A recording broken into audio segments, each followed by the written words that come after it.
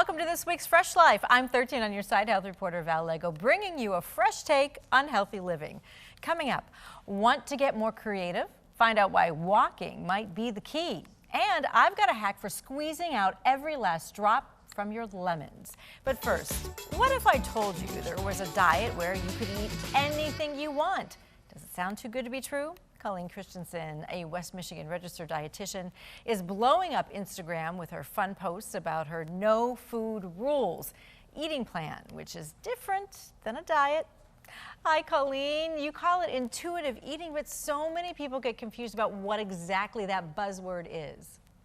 Yes, intuitive eating, it's funny because it has really boomed in popularity lately, but the actual book was written in 1995. So it's been around for a while, but essentially what it is it's not a diet. It is an approach to food and nutrition that really allows us to get back to our intuition and to allow our bodies to guide what we eat, what feels good to us, because our bodies do have that ability to kind of self-regulate if we listen to them. So it's all about kind of shutting out the diet culture noise, the diet industry, and regaining our intuition. I love how some of your social media posts are saying your body doesn't know what time to eat. If you're hungry, eat, right? That's one of your big things. Yeah. Listen to those cues, and that includes understanding that your body has a set point weight.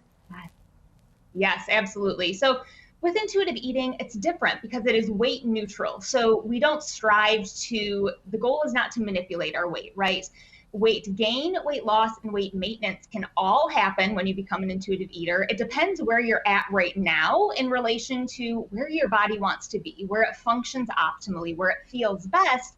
This is kind of what's called our set point weight. You can kind of also call it like a sweet spot for our weight, where you can enjoy life, not worry about your weight, and it really will maintain effortlessly if, again, we are listening to our body's cues.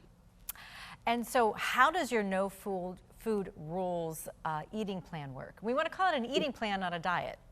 Yes, right. So with that, it is really about honestly taking the power back from food and really neutralizing food. That's a really big thing in really repairing the relationship with food, not viewing food as good or bad, healthy or unhealthy. Of course, a donut is not going to be the same as a carrot, but it's morally equal, right? Because when we demonize food or say, I shouldn't have that, it actually makes us want it more and kind of eat those in a binge-like style that probably doesn't feel good. So it is crazy what happens when you start to understand, oh, this amount of food makes me feel good, these foods make me feel good, but also from more of the psychological standpoint, when you stop viewing foods as good or bad and you neutralize them, you decide if you want to eat the cake versus, oh my gosh, the cake's there, I should eat it. We kind of like fixate and obsess over it.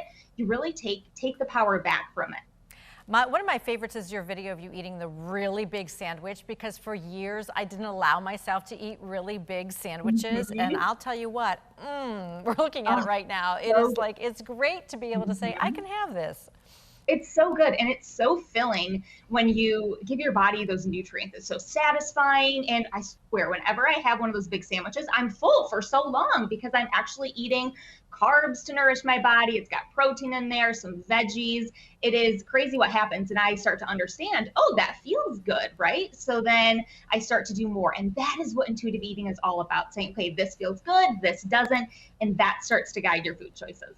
And we've only scratched the surface of this, I know. So thank you so much for stopping in and starting to set that record straight. I know we'll continue to have more conversations, Colleen. And I highly recommend giving Colleen a follow on Instagram at No Food Rules. You're definitely going to enjoy her posts, her tips, and probably lose a little weight. As we know, exercise is also a part of being healthy. If you struggle with working out, maybe this will encourage you. Studies have found that walking just 15 minutes a day can improve your mood. It can make you more creative as well, and also help you live longer. That's just 15 minutes a day. So try lacing up. Walking around the block just might lead to something more than 15 minutes. And also, before we go, here's a fun hack for getting more juice from your lemons. Who hasn't struggled with that? Zap them in the microwave for about 10 seconds, then roll them around on the counter with your palm of your hand. Cut them open, And then the entire lemon juice will just ooze out there when you squeeze it with very little effort because it is ready to go. It's a great hack. I use it all the time. And this is thanks to our friends at yardbark.com for the useful hack. Well, we are out of time for now. Next week on Fresh Life, find out why you get those junk food cravings. Hint, it has something to do with your hormones. Thanks for joining me. You can catch a new episode of Fresh Life every Sunday at noon right here on the 13 on Your Side YouTube channel. Until then, keep it healthy, keep it fresh.